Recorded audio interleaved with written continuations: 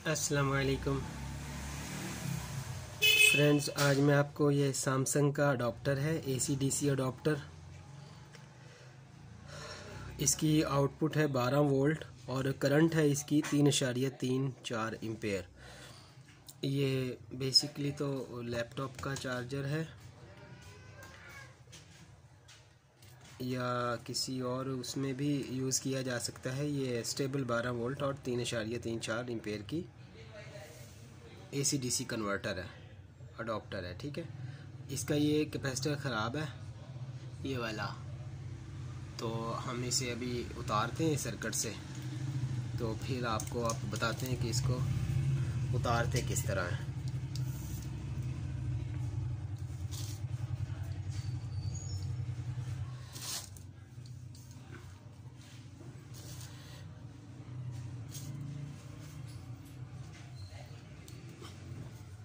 पहले इसे थोड़ा सा हमने सोल्डर कर लेना है, ताकि इसकी जो ओरिजिनल सोल्डर है वो ज़रा अच्छी होती है तो वो रिमूव नहीं होती।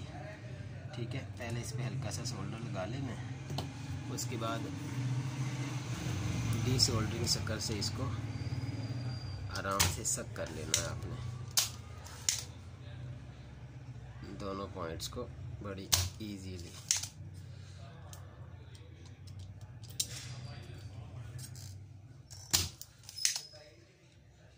ठीक है, जितनी अच्छी तरह आप इसके डी सोल्डर करेंगे उतना ही अच्छा वो चीज़ बेहतरीन तरीके से इसमें से निकल आएगी।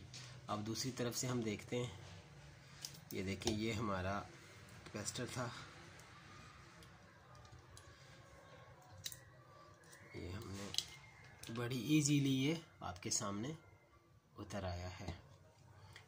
अब इसके पॉइंट्स को थोड़ा सा साफ़ कर लेते हैं, क्योंकि इसको हमने सर्किट से अलग करके भी चेक करना होता है।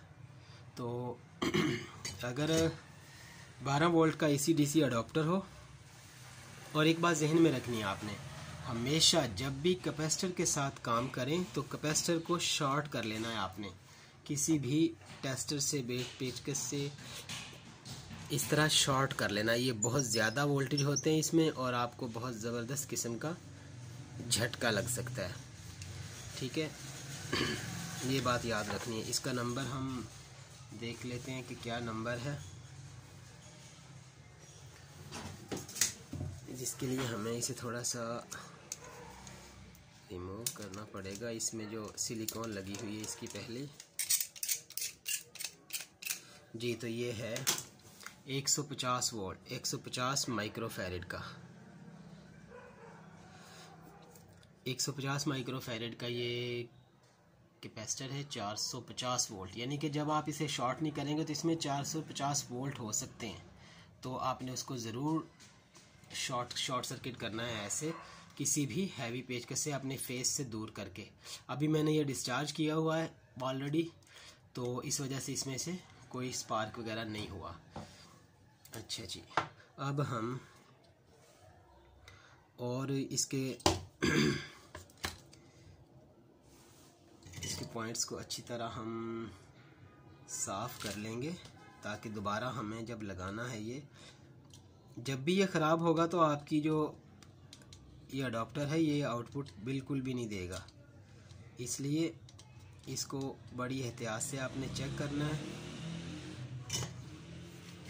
ठीक है जी, अब इसका एक और ख़राब कंपोनेंट था, उसे भी हम निकाल लेते हैं। ये है ब्रिज रेक्टिफायर, ये मैं आपको नज़र आ रहा होगा, ये ब्रिज रेक्टिफायर है ये वाला। इसके सेंटर पे इसको 230 वोल्टेज एसी मिलते हैं और आउटपुट इन पॉइंट्स के ज़रिए इस पॉइंट पे और इस पॉइंट पे ये 315 वोल्ट देता है हमें, 350 वोल्ट, और यहाँ पे 220, 230, 229 वोल्ट, इस तरह इसको मिलते हैं यहाँ से इनपुट के वोल्टेज। ये बात है इसका, यहाँ पे 230 वोल्ट होते हैं और यहाँ पे हमें 300 बूस्ट अप हो जाते हैं, ये जैसे ही डीसी होते हैं। तो तकरीबन 100-150 एम्पेयर, 100-150 वोल्ट का फ़र्क पड़ जाता है इसमें। 230 से हमें वो 380 315 इस तरह कुछ मिलते हैं। अब हम इसमें कैपेसिटर पहले से अच्छी तरह मैं आपको दिखा दूँ, उम्मीद है आपको ये नज़र आ रहा होगा। और फिर इससे हम ठीक है, और एक ये कंपोनेंट है, ये हीट सिंक उतारनी पड़ेगी पहले हमें, ये आईसी उतारना है इसका, ठीक है। इससे पहले इसके बाद इसलिए हमें इसकी हीट सिंक उतारनी पड़ेगी और सेम प्रोसेस दोहराना है। सबसे पहले आपने ये हल्की सी इसे सोल्डरिंग कर लेनी है ताकि ये इजीली रिमूव हो सके। ऐसे ही ये डिसोल्डरिंग चक्कर पकड़ना है आपने और अच्छे से सक करना है। जितनी आपकी महारत इस सकिंग में होगी आपके काम में उतनी ही बेहतरी और फुर्ती आएगी, ठीक है। आराम से आपने ये उतार लेना है।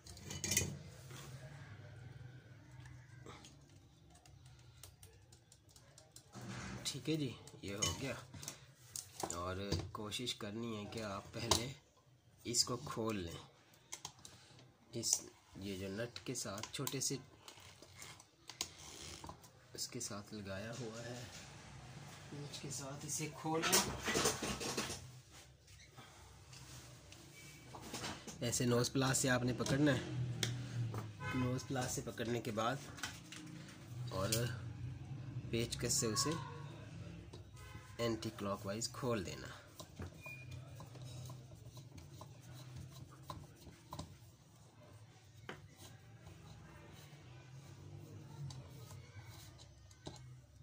ठीक है जी, इसे यहीं पे रख देते हैं। चूँकि हमने अभी ये जो ख़राब है इसकी जगह पे नया लगाना है। इसे चेक करके अगर इसमें कोई मसला है तो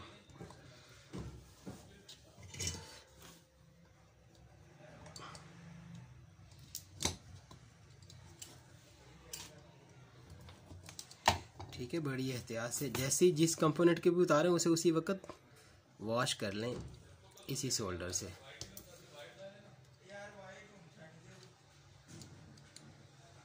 ठीक है जी, ताकि दोबारा लगाने में मसला ना हो। हमें इसको साफ़ ज़रूर कर लें इसको यहाँ से। ठीक है, अब हम इस आईसी को उतारते हैं। इसी तरह हमने लगा लेनी है ये, इसको सोल्डरिंग कर लेनी थोड़ी सी।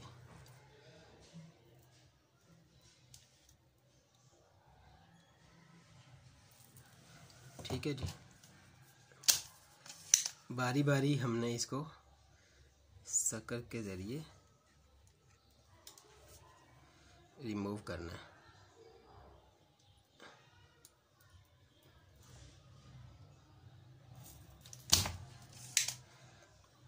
बहुत जल्दी दिखानी होती है इस मामले में, तभी ये सकर से आप काम कर सकते हैं। जितनी अच्छी ज़्यादा सकिंग होगी उतनी ही जल्दी आपका कंपोनेंट बाहर आ जाएगा, बड़ी ही एहतियात के साथ। उसके बाद आपने इसको भी अच्छी तरह साफ़ कर लेना है। आपके पास कोशिश करें बिरोज़ा हो, ये पेस्ट वगैरह ना हो इस तरह का वाइट कलर का पेस्ट नहीं होना चाहिए। ये भी अच्छा, दोनों ही अच्छे हैं, लेकिन बिरोज़ा अगर हो तो वो बेहतरीन है। अब इससे हम, इसका नंबर है जी, इसका नंबर है VF2C 120C। मैं नंबर आपको दिखा सकूं इसका अगर, तो मैं कोशिश करता हूँ।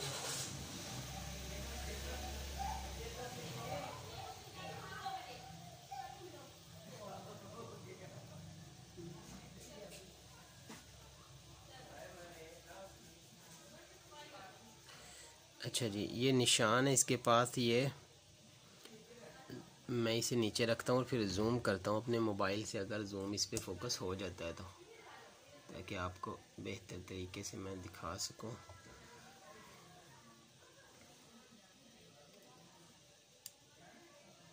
ये देखें, ये निशान है इसके पास।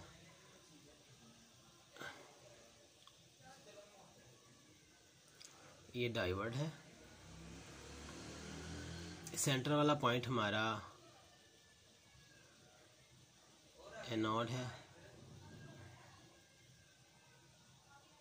बल्कि कैथोड है। सेंटर वाला पॉइंट हमारा कैथोड है। इसे अब चेक कर लेते हैं। अगर इसकी रीडिंग्स ठीक हैं जो आनी चाहिए तो फिर हम इसको वापस लगा देंगे। रीडिंग्स के लिए हमें मीटर अपना सेट करना है। अब मैं जूम ख़त्म कर देता हूँ इसका।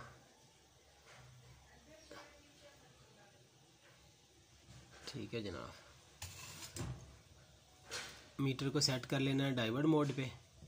डाइवर्ट मोड के बाद हमने इस जो हमारा टेस्टिंग इधर से भी डाइवर्ट है, ये इस तरह डाइवर्ट रीडिंग देनी चाहिए 167। सेंटर वाले पॉइंट, सेंटर वाले प्रॉब को आपने बिल्कुल भी नहीं टच करना और दूसरी तरफ लगाना है ये रेड वायर, रेड प्रॉब, तो सेम रीडिंग आनी चाहिए 171 और 170। बहुत ही बेहतरीन है ये। अब अगर अपने क्रॉस चेक करना है तो सेंटर में रख लें, कोई रीडिंग नहीं आनी चाहिए, कोई रीडिंग नहीं आनी चाहिए सेंटर में। ये आप देख रहे हैं मैं शिफ्ट कर रहा हूँ प्रॉब्स, कोई रीडिंग्स नहीं आनी चाहिए इस दौरान। तो इसका मतलब है कि ये हमारा आईसी बिल्कुल ठीक है। इसे हम वापस लगा देंगे और अब आपको इसी उसमें हम कैपेसिटर चेक कर लेते हैं। कैपेसिटर के लिए हमने इसको रखना है ओहम पे, ऑटो पे रख देना। यहाँ पे ऑटो नज़र आ रहा होगा आपको मीटर में, ऑटो।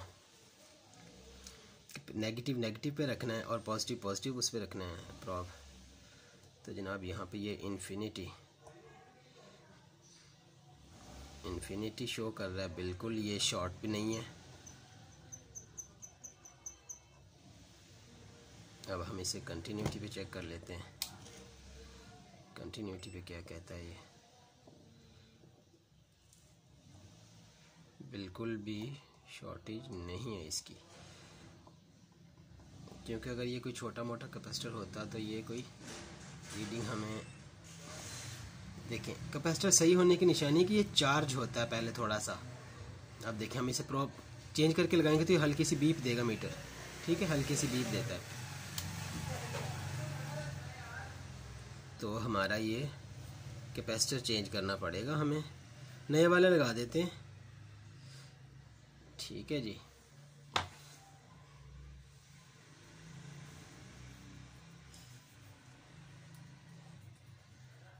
तो जितनी देर में हम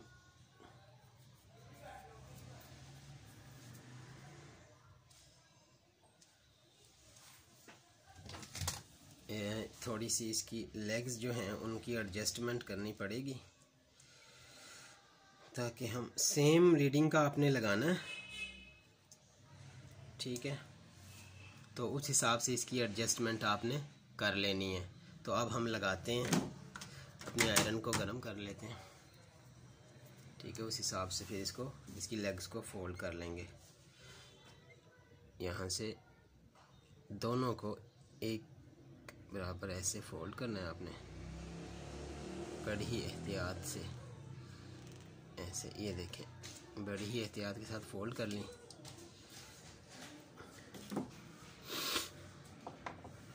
पहले बाद में हमने आईसी खोला था, तो पहले हम आईसी को लगा लेते हैं यहाँ पे। आईसी को लगाने का तरीका मैं आपको बताऊं, जिसके साथ हीट सिंक लगी हो, जब भी आपने वो आईसी लगाना है उसको उसके स्लॉट में रख के और आपने हीट सिंक लगानी है पहले। हमेशा ये बात याद रखनी है, जब भी आपने कोई आईसी ऐसा जिसके साथ हीट सिंक लगी हुई है, पहले उसकी वो हीट सिंक में उसको फिट करना है। ये बात आपने जहन में रखनी है। जब भी आप हीट सिंक को पहले फिट करेंगे आईसी के साथ, तो उसकी लेग्स बहुत अच्छे से एडजस्ट हो जाएंगी और जनाब आपको कोई मसला नहीं होगा उसको लगाने में।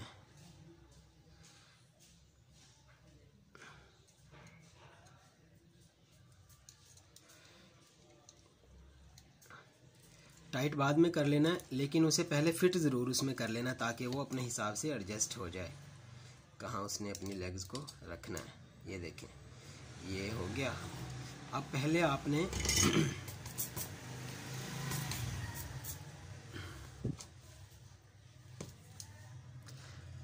पहले जो सोल्डरिंग वाला पॉइंट है उसको आपने जनाब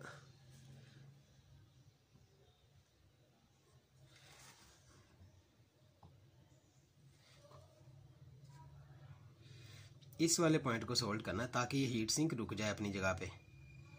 ठीक है, जैसे ही हीट सिंक रुक जाएगी आपको पता चल जाएगा कि अब ये हिलेगा नहीं, तो फिर आपने इस पे सोल्डरिंग कर देनी है। सोल्डरिंग बहुत एहतियात से करनी है, आपस में शॉर्ट बिल्कुल ना हो, बिल्कुल टिप से सोल्डरिंग, आयरन की टिप से सोल्डरिंग करनी है आपने। बिल्कुल हल्का सा सोल्डर लगाना है, ज़्यादा सोल्डर भी नहीं लगाना। मैं जूम करके आपको दिखाता हूँ कि हम किस तरह सोल्डर कर रहे हैं।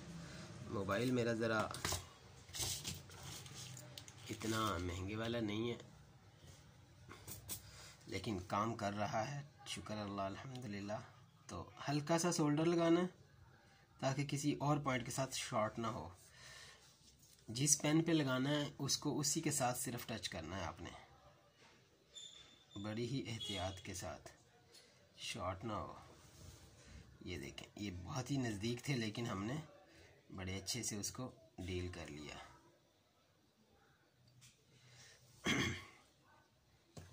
अच्छा जी, बाकी बाद में करेंगे, पहले हम कैपेसिटर लगा लें अब, और फिर आपको इस सप्लाई को चला के दिखाते हैं। नेगेटिव और पॉजिटिव की पहचान मैं आपको बता दूं। ये नेगेटिव और पॉजिटिव, जिस तरह आपने कोई चीज़ उतारनी है उसी तरह आपने उसको लगाना है। और वैसे उसमें निशान भी बना होता है, उसके ऊपर निशान है बहुत छोटा, वरना इसकी प्रिंटिंग पे निशान बना हुआ है पॉजिटिव और नेगेटिव का। ठीक है, ये साइड पॉजिटिव है और ये साइड नेगेटिव है। इसी तरह इसे रखेंगे इसकी जगह में, आराम से रख दिया, और जनाब इसे हम इस तरह कर देंगे। ठीक है,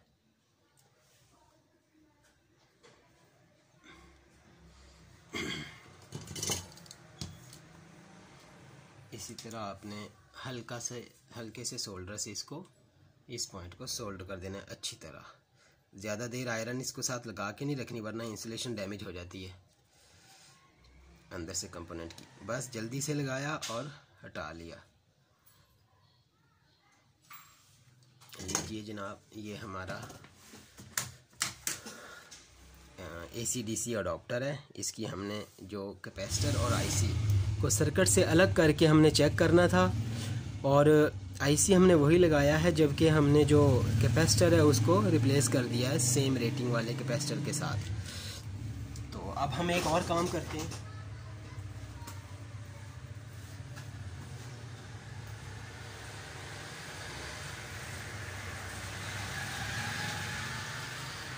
जब भी आपने किसी भी PCB पे सोल्डरिंग वर्क करना है, उसके बाद आपने उसको थिनर से साफ़ ज़रूर कर देना है। ठीक है, वो इसलिए कि इस पे किसी भी किस्म की सर्किट में शॉर्टेज ना रहे, जहाँ भी आपने काम किया है शॉर्टेज ना रहे।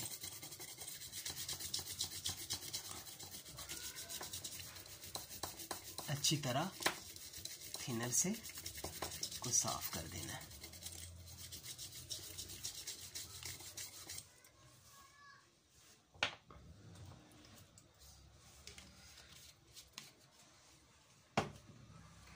ये देखिए कितनी शाइनिंग आ गई इसमें, और सर्किट हर तरह से आपको बेहतरीन लग रहा होगा, कहीं से भी किसी दूसरे के साथ टच नहीं हो रहा।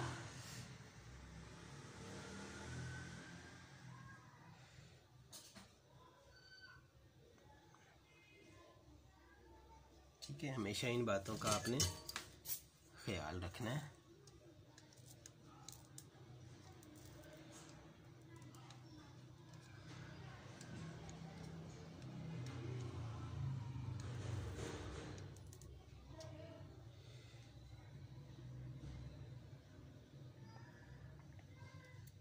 जो भी टांका आपने लगाना है उसको रीचेक लाजमी करना है। सोल्डरिंग आयरन को दूर रख देना है काम के बाद। और अब हम इस पावर सप्लाई को सप्लाई देते हैं, इसको कनेक्ट करते हैं।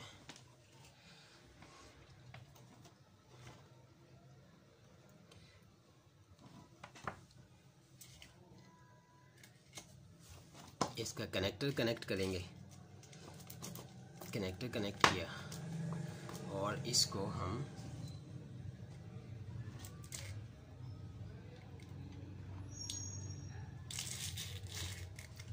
पावर में लगाएंगे। ठीक है, ये पावर में हमने इसको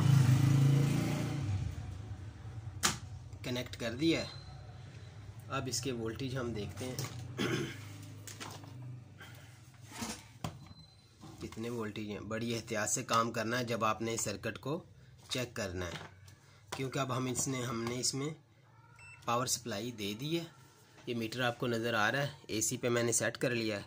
यहाँ पे ये इसकी इनपुट है, इनपुट चेक करनी है सबसे पहले। ये देखें 238 वोल्ट आ रहे हैं। ठीक है, 238 आपको नज़र आ रहे होंगे। 238 ये मैं इस तरफ रखता हूँ ताकि क्लियर नज़र आए आपको। 238 यहाँ पे भी चेक कर लेने हैं। ये सारे कंपोनेंट बारी बारी आपने चेक कर लेने हैं, हाथ दूर रखना है उससे। और ये जो मैंने बताया था ब्रिज रेक्टिफायर को कितने वोल्टेज जा रहे हैं, ब्रिज रेक्टिफायर को बड़ी एहतियात से चेक करना है आपने, क्योंकि इसमें किसी और तरफ भी लग सकता है। ये देखें ब्रिज रेक्टिफायर के पॉइंट्स पे 238 वोल्ट मिल रहे हैं। और जब आपने दूसरे पॉइंट्स पे चेक करना है तो मीटर को आपने डीसी करना है। यहाँ से एक दफ़ा यहाँ से डीसी वोल्टेज कर लेने हैं। अब डीसी चेक करेंगे हम। डीसी वोल्टेज को इधर रखा, इस तरफ और इस तरफ। ये देखें 325 वोल्ट। अच्छा, ये मेरे दोस्त आ गए थे, उन्होंने सलाम लिया था, इस वजह से मुझे वीडियो रोकनी पड़ी। तो अब हम डीसी हमने सेलेक्ट कर लिया है। बिजली है इसमें लाइव मैं दिखा चुका हूँ। अब हमने डीसी वोल्ट देखने हैं। ब्रिज रेक्टिफायर था जो हमारा ब्रिज था, उस पर कितने वोल्टेज हैं। तो अब हम देखेंगे। ये प्रॉब आ रही है आगे, इसको मैं दूसरी तरफ से पकड़ लेता हूँ ताकि कोई मसला ना हो। ये पॉइंट है ब्रिज के, डीसी पे रख के मीटर को चेक करना। ये देखें 327 वोल्ट, हम उसको दे रहे हैं 228, 229 या 230, वो हमें 326 वोल्ट डीसी दे रहा है। ये बूस्ट अप हो जाते हैं जब डीसी में कन्वर्जन होती है, तो बूस्ट अप हो जाते हैं। अच्छा जी, ये वो कैपेसिटर के पॉइंट थे जहाँ पे ये हमें वोल्टेज दे रहा, जो हमने अभी रिप्लेस किया है। उधर वोल्टेज देख लेते हैं। उधर जनाब, उधर भी हमारे पास 326 वोल्ट ही हैं। ठीक हो गया, यहाँ तक हमारा सर्किट बिल्कुल मुकम्मल है। अब हमने डीसी तो सिलेक्ट किया हुआ मीटर पे ऑलरेडी, तो क्यों ना हम इसकी आउटपुट भी देख लें। आउटपुट के लिए ये हमारा आउटपुट है जी। अब इसको देख लेते हैं हम। यहाँ पे ये हमें 12.12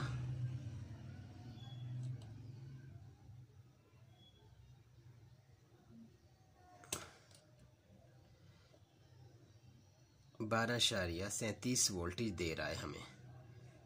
12।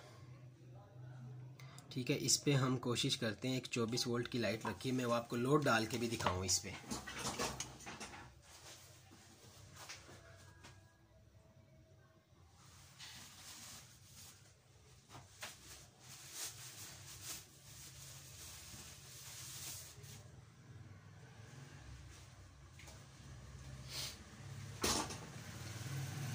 ये 24 वोल्ट की लाइट है, 24 वाट की, 12 वोल्ट 24 वोल्ट की लाइट है। इसको हम इससे कनेक्ट करते हैं और आपको दिखाते हैं इसकी वर्किंग।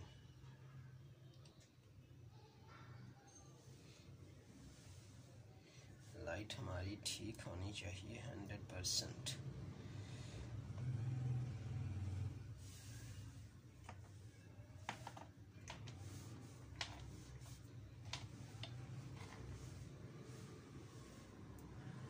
ये देखें जी,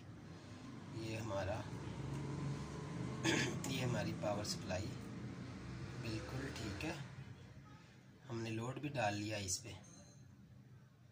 ठीक है, और हमारा बिल्कुल ये AC DC अडॉप्टर 12 वोल्ट बिल्कुल ठीक हो चुका है।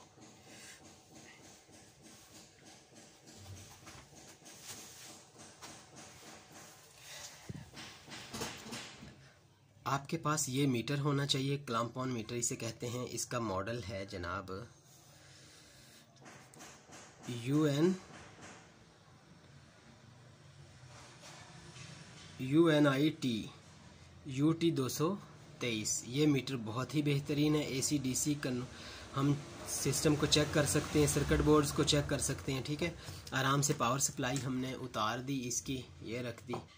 और मैं कह रहा था ना कि कैपेसिटर में चार्ज होता है, अभी मैं आपको बताता हूँ कि उसमें चार्ज कैसे होता है। ये देखें, ये एक 12 वोल्ट की प्लेट है, स्विच मैंने उतार दिया है उसका। तो अब हम इसको डिस्चार्ज करते हैं और तार उतरा हुआ इसका फिर भी। और अब आप देखिएगा कि ये ऑन होगी कुछ देर के लिए फिर भी। ये देखें, इस वजह से जब भी आपने करना है उस कैपेसिटर को शॉर्ट करके डिस्चार्ज कर लेना है। ये थोड़ा सा टाइम लगता है, तब वो डिस्चार्ज होता है। अब देखिएगा उसमें कोई स्पार्किंग नहीं होगी, ये होती बहुत ख़तरनाक है। ये देखिए, हल्की सी स्पार्किंग शायद नहीं उसमें आ सकी, लेकिन आवाज़ आई है। तो ये हमारा AC/DC अडॉप्टर बिल्कुल ठीक हो गया, सैमसंग का था। आपका भी अगर AC/DC अडॉप्टर ख़राब हो जाए तो आपने ये चीज़ें चेक करनी है दोनों ख़ास तौर पे। अब हम इसको टाइट कर लेते हैं। जो हमने IC अपना खोला था पेज से, इसको हम ज़रूर अपने उससे फिट कर लें ताकि ये बराबर हीट अपनी हीट सिंक को प्रोवाइड कर सके और ठीक हो जाए। इन बातों का ख़ास ख्याल रखना है आपने। कैपेसिटर के साथ जब भी काम करें तो इसे हमेशा डिस्चार्ज कर लें, किसी बड़े पेचकस के साथ, किसी भी चीज़ के साथ। जो चीज़ जहाँ से जैसे खोलनी है इसी तरह लगानी है। चीज़ों के नाम याद होने चाहिए आपको। उम्मीद है आपको ये वीडियो पसंद आई होगी। इसको शेयर करें, लाइक करें। ये इसके मॉडल नंबर भी मैं दिखा देता हूँ आपको, DSP 412, सारी इसकी स्पेसिफिकेशंस वगैरह। उम्मीद है आपको ये वीडियो पसंद आई होगी। अल्लाह हाफिज़।